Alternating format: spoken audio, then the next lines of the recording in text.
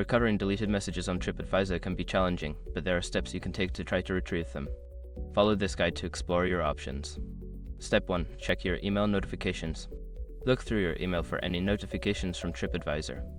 If you had message notifications enabled, you might find copies of the messages in your email inbox. Step 2.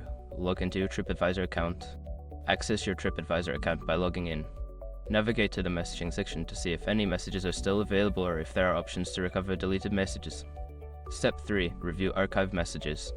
Some platforms have an archive feature.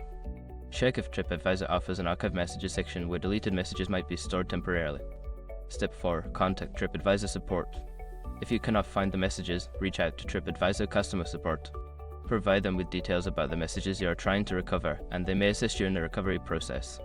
Step 5. Regularly back up important messages. To prevent future loss, consider regularly backing up important messages. You can take screenshots or copy and paste important conversations into a document for safekeeping.